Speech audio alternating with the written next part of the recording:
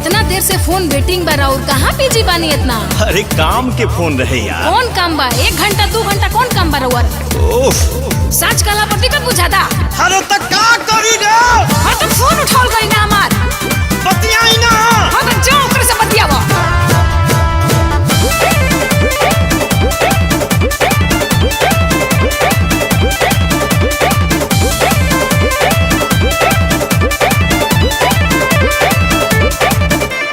Busy कहाँ तेरी तक राही, सच्चे सच्चे हमारा से कही। बिजी कहाँ तेरी तक राही, सच्चे सच्चे हमारा से कही।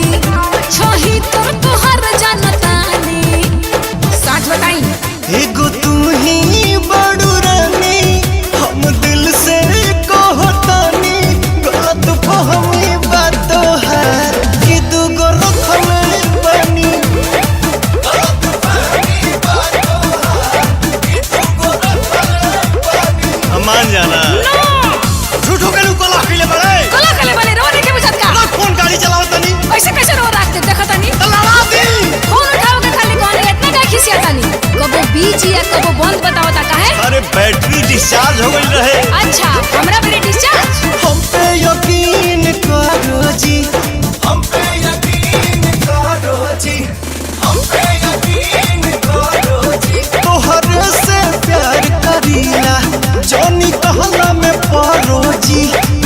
तोहर से प्यार करीला, जानी कहला में पारो। झूठा हूँ के ये हो जान करलू तू शक हो, करलू तू शक हो। हमारा तो दहिया पर तोहर बहक हो, तोहर बहक हो, तोहर बहक हो। झूठा हूँ के ये हो जान करलू तू शक हो।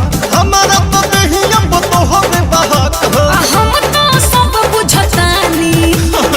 पढ़ाई जान पढ़ाई। एगो तू ही बड़ू रानी, तुसे सच कहतानी। गलत फहमी बात है कि दूगो रखले बनी। गलत फहमी बात है कि दूगो रखले बनी।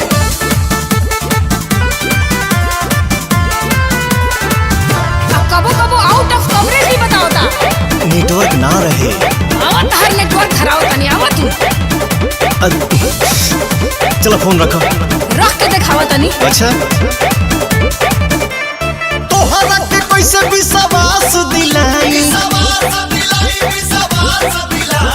नहीं हनुमान सिंह चीर के देखाई। अरे तोहरा के कैसे विश्वास दिलाई, नहीं हनुमान सिंह चीर के देखाई। पवन जी बनाई ना कहानी, प्रकाश को देखिए। एगो तुम ही बड़ू रानी, अच्छा। अब दिल से कहतानी। गलत फहमी बात है कि दूगो रखले बनी। गलत फहमी बात है कि दूगो रखले बनी। एक बात बताओ, ई के कहला?